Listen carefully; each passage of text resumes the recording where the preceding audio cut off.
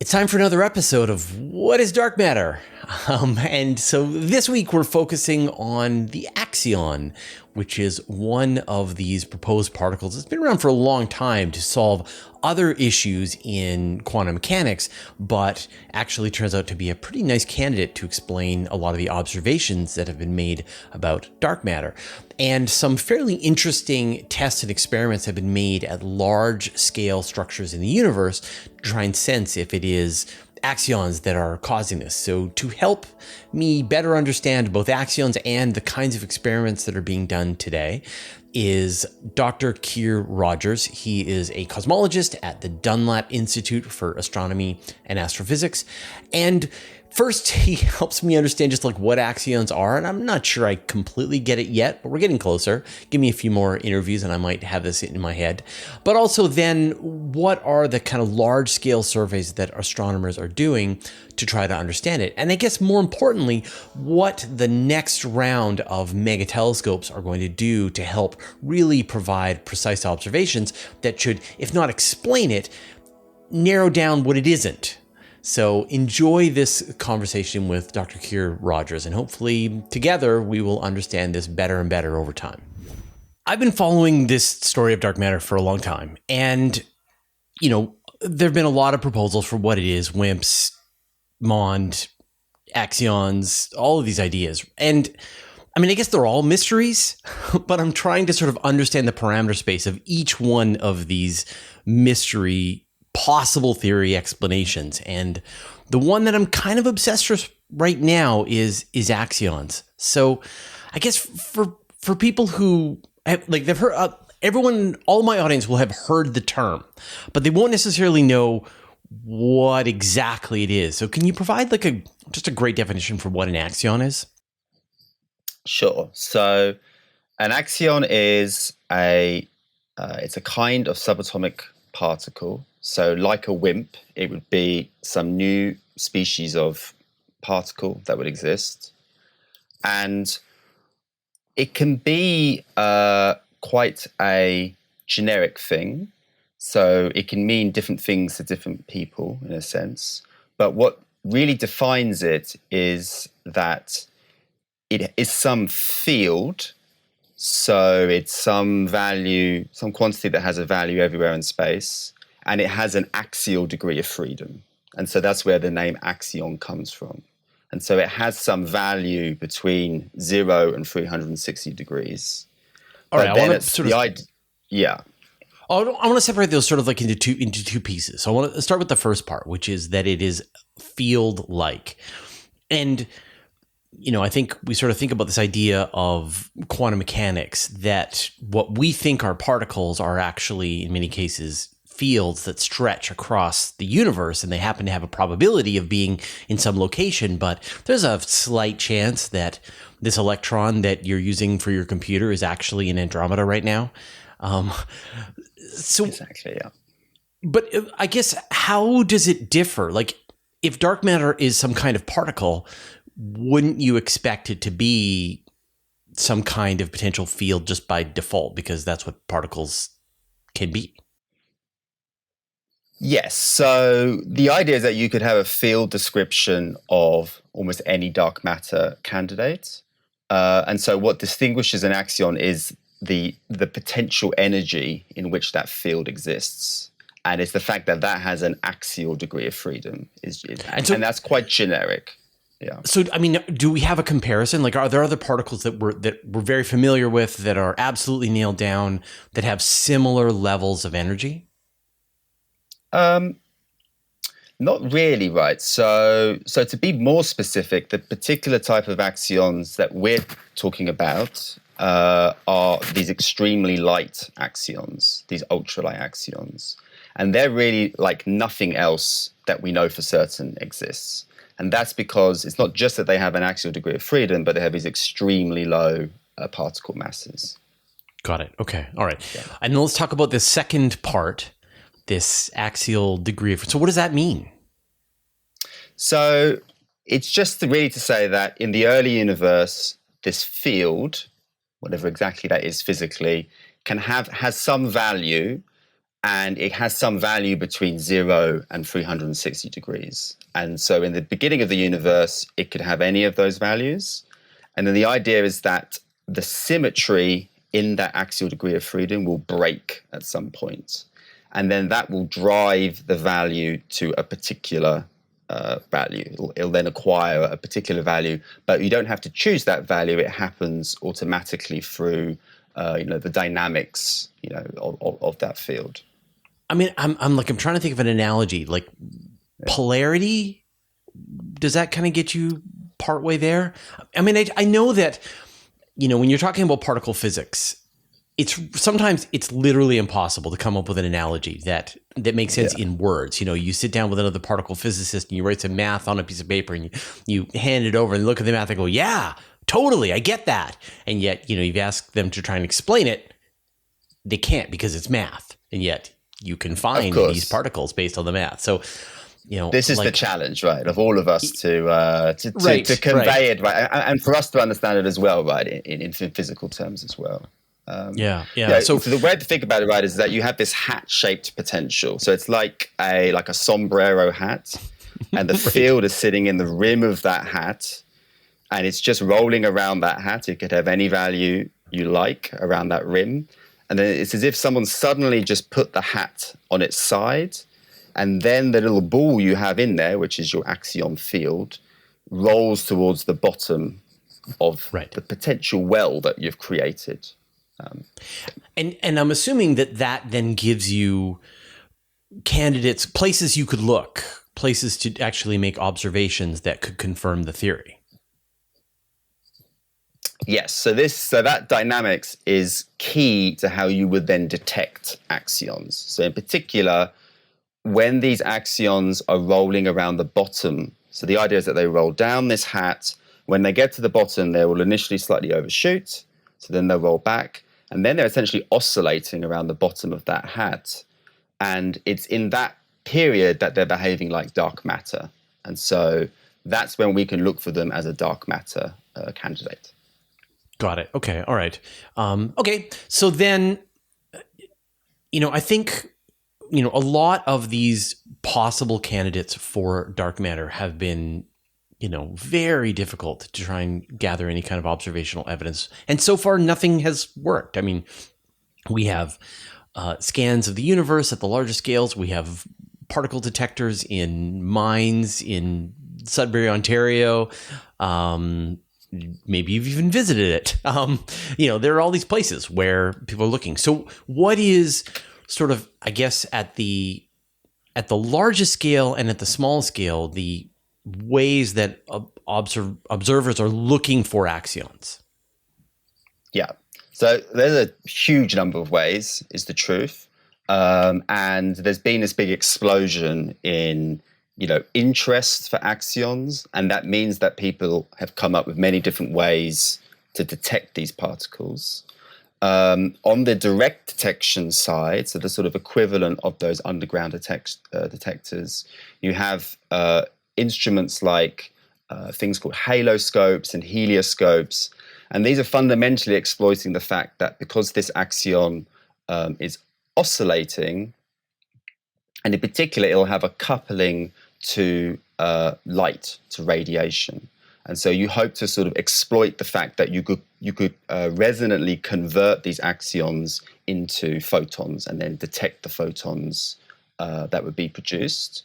And then on the cosmic side, which is specifically what I work on, when we consider these very light axions, that's when they're fuzzy. And so then you would see these very distinctive wave-like features in the large-scale structure of the universe. And there's a complementarity between those two different approaches.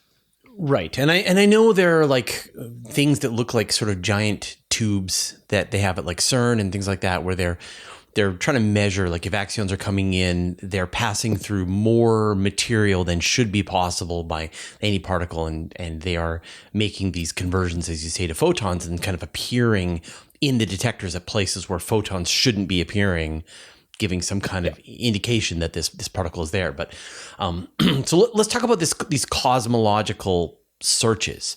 So what, I guess, like what is the best way to just like, what tool would you use to sort of scan the universe? Are you looking for gravitational lensing? Are you looking for some kind of particle emission? What are you looking for? Yes. So, again, there are different ways that you can look. I think with these extremely light, ultralight axions, these fuzzy axions, you basically want to measure the distribution of all the dark matter in the universe. And if you could do that, you could see if it's made of these axions or partially made of these axions, you would see very distinctive wave-like features in how the dark matter is distributed on large scales in the universe. And if you saw that, that would be a real smoking gun signature that it is made of these axion particles. And then the challenge we always face is that the dark matter is almost invisible. And so we have to indirectly trace its distribution through things we can see. Right. So how big of a volume of space would you want to be looking at to get some kind of statistical significance? Yeah, so this actually partly depends on the mass of the axion that you're looking for. So the idea is that by the quantum uncertainty principle, the lighter the particle gets, the longer its wavelength gets. And the longer its wavelength is, then you need a larger volume of the universe to see enough of these wave imprints to be confident that you've detected something. And so if you were able to say view, I mean, again, like, is it 1 billion light years on a side? Is it like how big of a cube do you think you would be wanting to look at? Because I want to sort of talk about the telescopes that can get us there. So, which are about to launch or so about to roll out, right?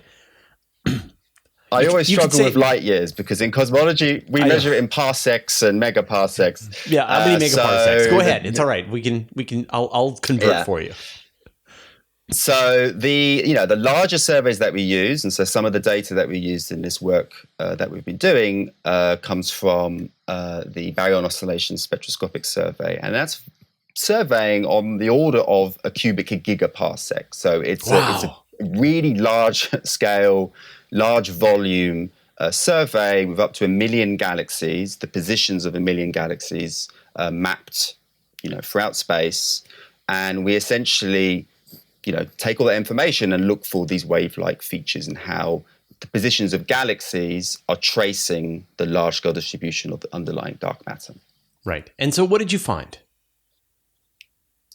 So what we found is, so the first starting point is that when we measure how the dark matter is distributed through different ways that we can indirectly trace it, we currently have a discrepancy in how clumpy, so how large the fluctuations are in the amount of dark matter as measured from different probes.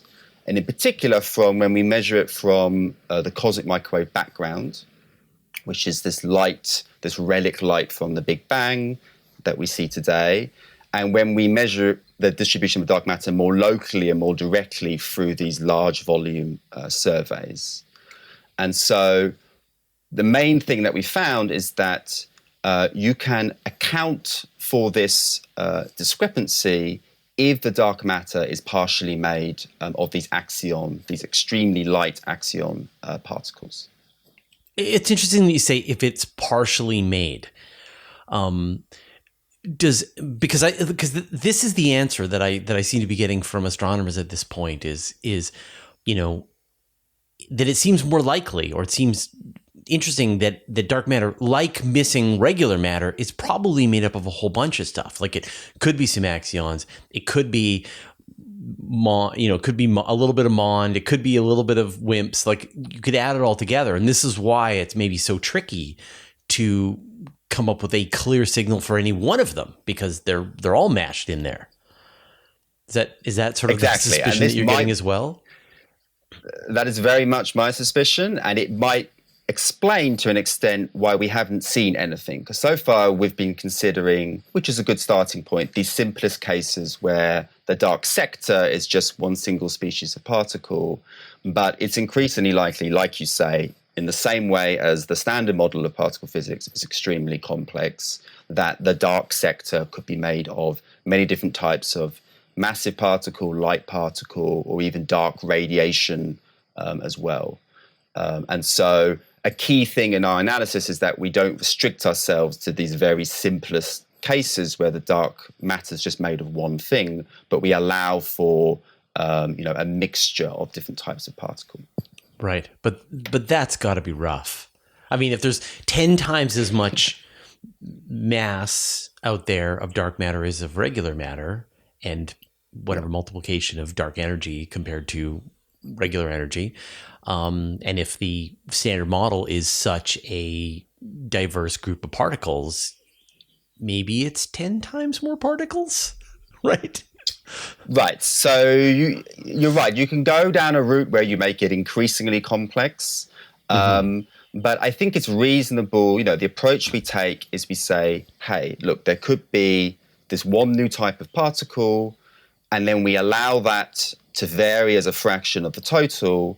And we're just basically measuring what quantity of the dark matter could sit in one species of a new particle, and we don't worry about exactly what the rest of it is at the moment. We just concentrate on each component at once. Or at least, I guess, being able to rule out things. So do you think that you've been able to rule out some ideas at this point? So, yes. So one of the things that we find is that we know that the dark matter cannot be entirely made of one of these very light axions. But what we do find is that it can be made of a mixture of these things. And then more than that, if that is the case, it would address this other problem that we have in cosmology, which is this clumpiness problem. And so, we set out looking for what could the dark matter be, because it's this huge problem, a long-standing problem, and it will hopefully, if we can gain some insight into what it is, it can lead us to answer more fundamental questions about the origin and the future of the universe.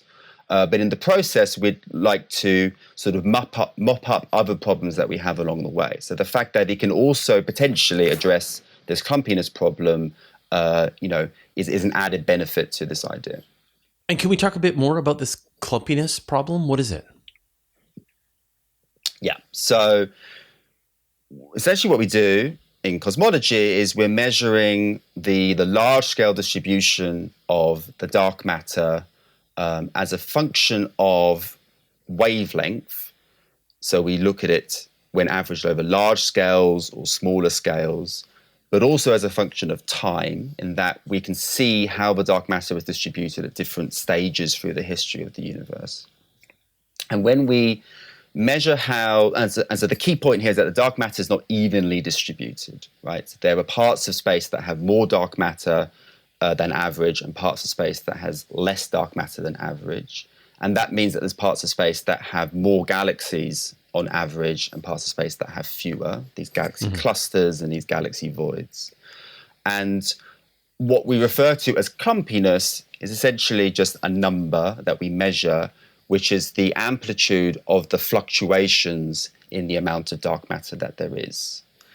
And so the problem is that when we measure that more directly, so when we actually look at the local dark matter distribution, we get this lower value than what we more indirectly infer from the cosmic microwave background. And we currently have this roughly 3 sigma discrepancy between these two values that we infer.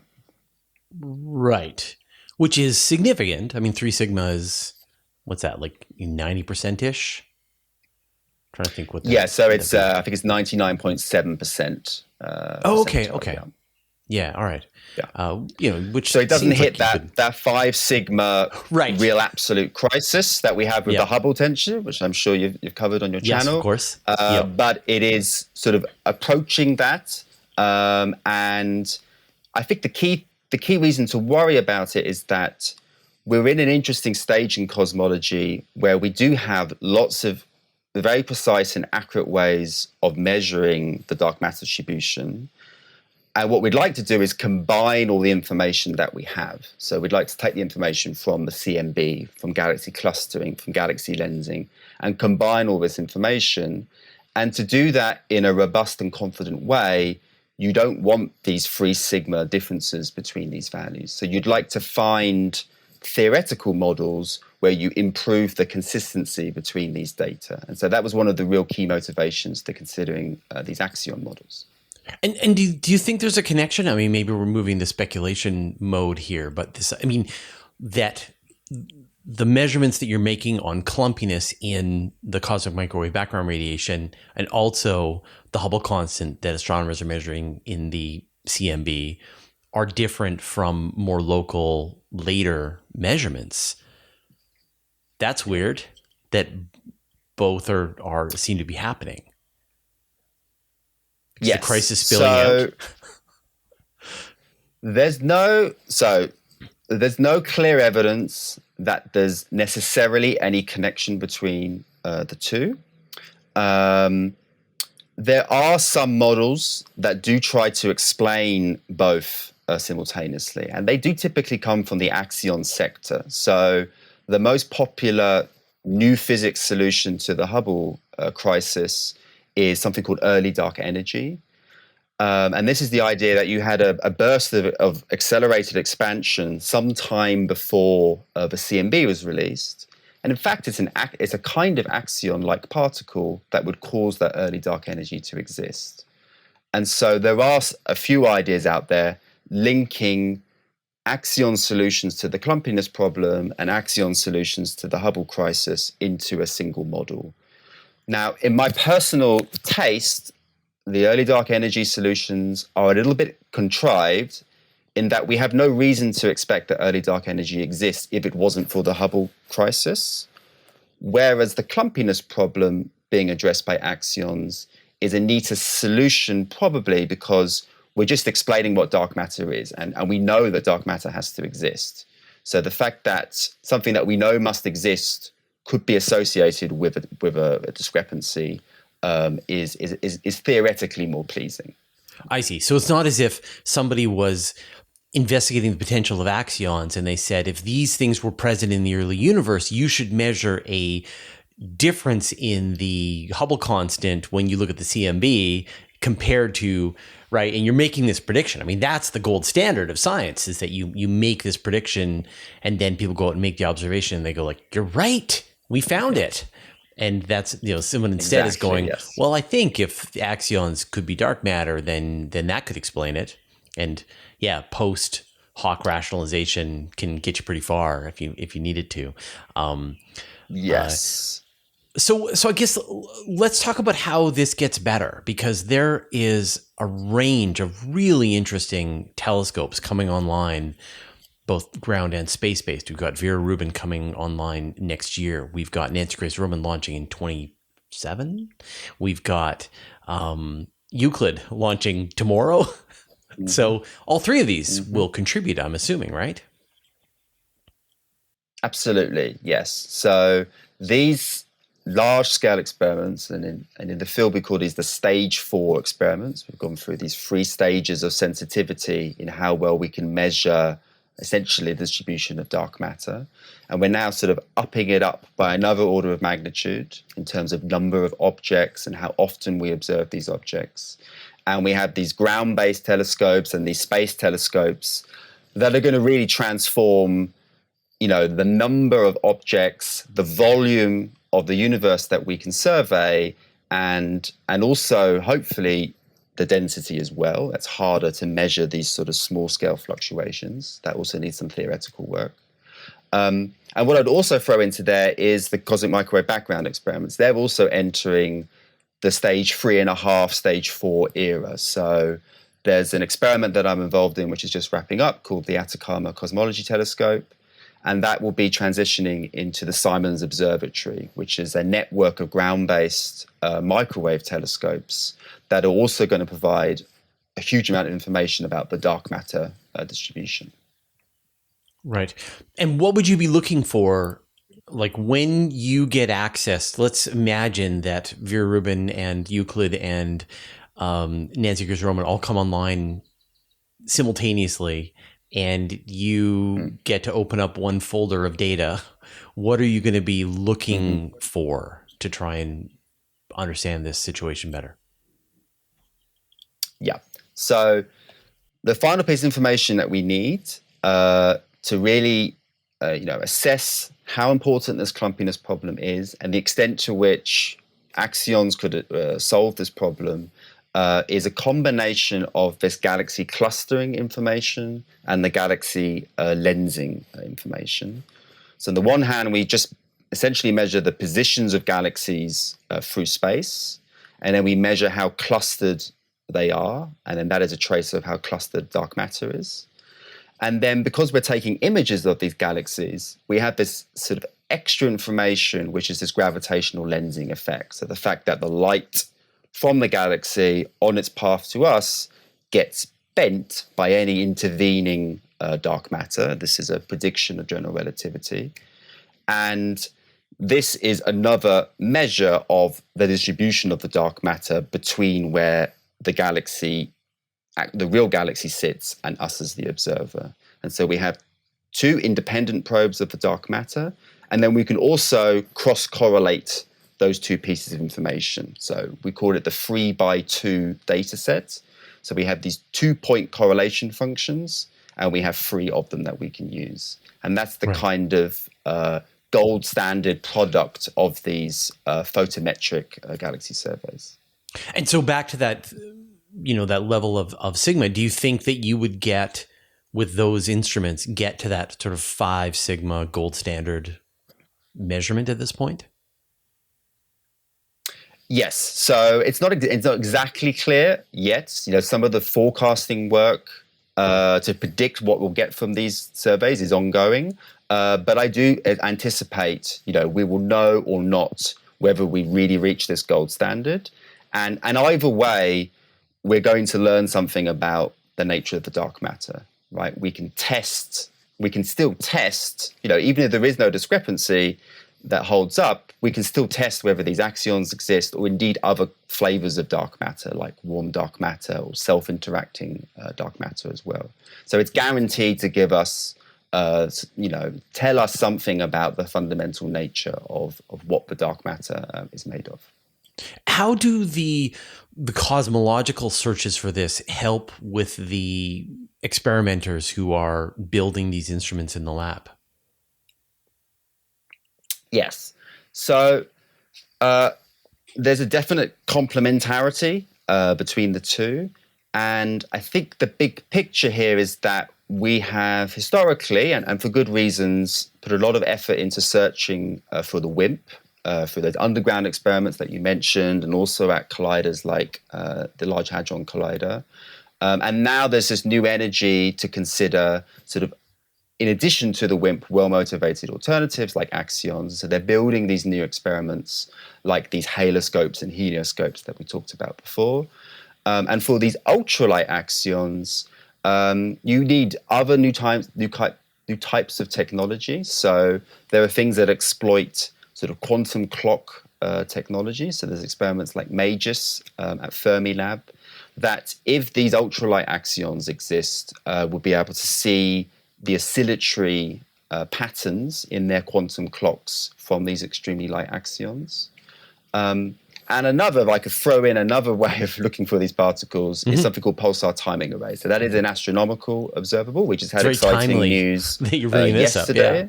Exactly.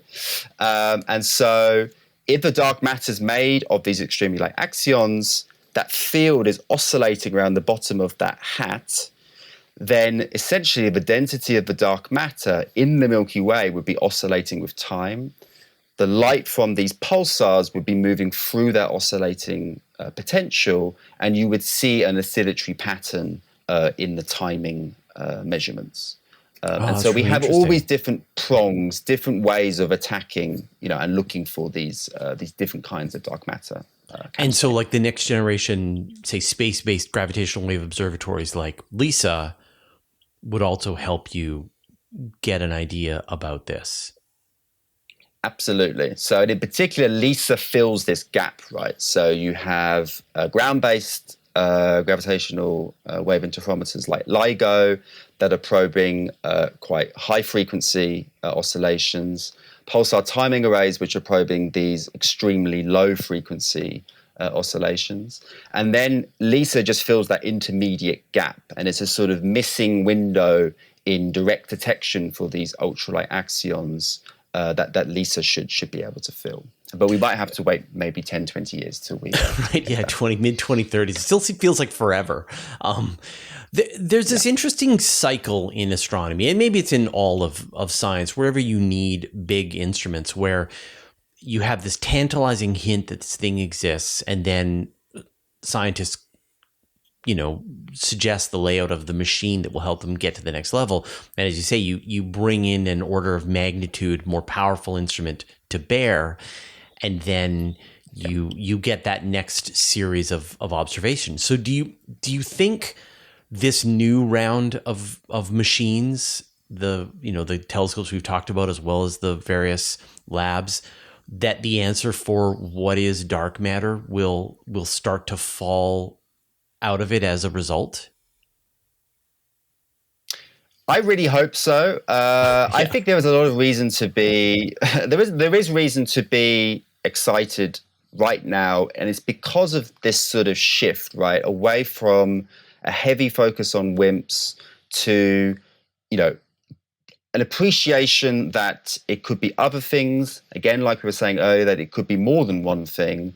And there's all sorts of new technologies that are just probing this sort of wild west of the dark matter model space and parameter space that, have extremely good theoretical motivations, dating back to the 70s and 80s in the case of Axions, but were, it seems, somewhat neglected experimentally.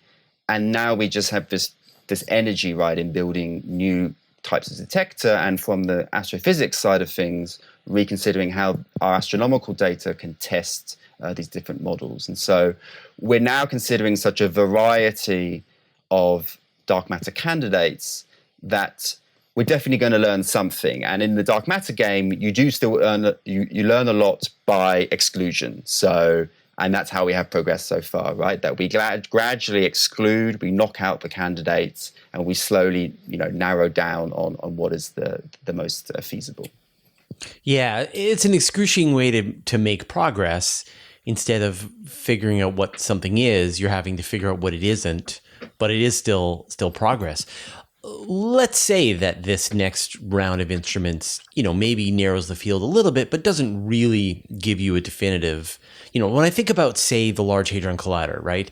Its job was to find the Higgs boson with ludicrous levels of sigma, and it did. Like, boom, right on schedule. We found it. It's the missing piece of the standard model. We're done. But it doesn't feel like with these instruments, there's that level of certainty for what it is that you're even looking for. So we're sort of, it's a bit more of a, I don't know, like a fuzzy outcome. It could go so many ways still. And I wonder, let's say that yeah. Go ahead. Well, there are particular targets, right? So I started this by saying, well, the Axion's something quite generic. It's sort of this generic feature of a field and a particle, but there are particular parts or particular flavors of Axion that are particularly well motivated. So there's the QCD Axion. So that's the original Axion that was motivated to explain the strong CP problem in the standard model of particle physics, which is a sort of discrepancy in our quantum description of nuclear matter. And if the Axion exists, it explains that problem. And so, again, as I was saying earlier, it's nice when your dark matter candidate mops up other issues that you have within your theoretical landscape. And so that QCD Axion is a key target of those haloscope and helioscope experiments. And they have particular theoretical predictions for the mass of the particle and its coupling to radiation. So there are key targets that you're focusing there. And for these ultralight axions, there are particular parts of parameter space that are particularly motivated from string theory that are the particular masses and densities of these particles that we want to target. And those two targets are within reach within the next 10 to 15 years. So there is this broader landscape, but there are also particular targets that we are focused on reaching. And if there was like, if someone asked you to design the experiment or instrument specifically to look for the kinds of results that you're hoping to find, what would that look like, do you think? It might be actually the Rubin telescope. Okay, but that's fine. Yeah. You get the Rubin telescope. So what is the super version of the Rubin telescope that you would want that would specialize in what you're looking for? So I think the new frontier in this then becomes high redshift. So, the Rubin telescope and also Roman and Euclid to an extent are going to probe, relatively late times in the universe. So redshifts up to around 2 or 3, which is the last few billion years. But 21 centimeter observations, so observations of the 21 centimeter wavelength photons from neutral hydrogen right at the beginning of the universe, so not long after the CMB was released, we're going to start being able to detect beyond the next decade. And in fact, we have the first detections just coming online now. And so the key thing that will do, right, is it'll fill in this sort of unexplored part of the cosmic parameter space, which is what was happening to the dark matter distribution at the very beginning of the universe. And is it consistent with what we see at late times in the universe? So want to be able to we're guaranteed to see something unexpected there.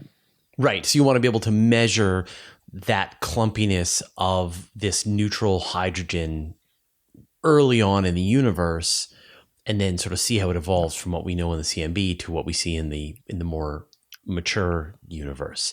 So I guess exactly. Yeah. Is that a radio telescope? You want like a Vera Rubin, but it's a radio telescope in space, maybe? Yeah. So it's there's things like these are radio telescopes, and the square kilometer array is what's coming. So that is a large array of these huge radio dishes, which covers in total on the order of a square kilometer of collecting area. And it's split across continents, right? It's going to be in its full phase in Australia and South Africa. And so, again, this is coming. This is sort of a little bit further down the line. But that, there's two approaches, right, to finding new things. It's when you have theoretical problems, but sometimes you just want to see some new bit of the universe that you didn't see before, and you will always see something unexpected. So I think from cosmology point of view, that is the sort of exciting long-term future. Right. But again, you asked for a telescope that's already planned. And, I brought up my blank checkbook here. Yeah. So, I'm trying to get a sense, is it a ground-based telescope? Is it a space-based telescope? Is it that it's looking for stuff like with Vera Rubin, it's looking for stuff that's changing. I mean, it's going to be imaging the entire sky night after night, but all those supernovae and asteroids zipping by don't really help you very much. You're looking at that, just sort of that deep view of the universe. So what is the perfect instrument to give us this answer? I guess to look at the 21 centimeter line, is it a giant radio telescope on the far side of the moon that's steering? So people talk about going to the far side of the moon. The advantage of going to the far side of the moon is then you lose the Earth's ionosphere. Mm-hmm. So you have a lot of contamination in ground-based radio astronomy from the ionosphere on the Earth. And so if you go to the moon, you will lose this. However, you will still have all the radio emission coming from our own galaxy as well. And so there's some debate within the community about how useful going to the far side of the moon will be. I think it's going to happen, not least because I think the US wants to go to the far side of the moon and build a telescope there. So there's some motivation from that side as well. But, I'm not necessarily saying that is going to be the full solution. And so what I might push back a little bit on is it's not just new telescopes and new observations, but it's deeper theoretical understanding as well. And so arguably what limits a lot of what we're able to do at the moment is our ability to theoretically model all the observations that we have, and to be able to model the instruments and the telescopes, to model how the dark matter behaves in these non-cold and non-WIMP models, and also to worry about other things like astrophysics. So one of the key things to understanding the clumpiness problem is how strongly galaxies are expelling gas into the space around them, because this can also smooth out the dark matter distribution. And so there's a huge amount of theoretical and simulation, computer simulation work that needs to be done to interpret the observations that we have. So it sounds like you don't know exactly what you need yet. So we'll put it in as a gift card, and then later on you can make the request for the blank check for the next generation telescope that'll get you the answers that you need. Keir, it was a pleasure to talk to you, and thank you so much for helping me understand this better. If people want to follow your work, what's the best place to do that? You can go to my website. So my website is keirkwame.github.io. And there there's a link to all my papers and some of the sort of public-oriented articles that I've written as well. Fantastic. And also, you did some lectures. There was like a cosmology during the COVID. You did some lectures there as well. So I know there's some presentations you've given to people who want to handle sort of a more technical bent on this. I sort of reviewed some of the stuff you've done online as well. So that's great. Yeah. All right. Well, thank you so much, and good luck. I hope we learn. I hope we find out what this is. But I also am enjoying the search. I think it's fun. Great. Thanks, Fraser. I appreciate it. All right. Take care. You can get even more space news in my weekly email newsletter. I send it out every Friday to more than 60,000 people. I read every word. There are no ads, and it's absolutely free. Subscribe at universetoday.com/newsletter. You can also subscribe to the Universe Today podcast. There you can find an audio version of all of our news, interviews, and Q&As, as well as exclusive content. Subscribe at universetoday.com/podcast or search for Universe Today on Apple Podcasts, Spotify, or wherever you get your podcasts. A huge thanks to everyone who supports us on Patreon and helps us stay independent and keeps ads at a bare minimum. Thanks to all the interplanetary researchers, the interstellar adventurers, and the galaxy wanderers. And a special thanks to Antonio Lofilara, Dustin Cable, Just Paul Davis, Vlad Shiplin, Jay Dennis, David Giltonan, Modso, George, Jeremy Mattern, Jordan Young, Tim Whalen, Dave Veribioff, Andrew M. Gross, and Josh Schultz, who support us at the Master of the Universe level. All your support means the universe to us.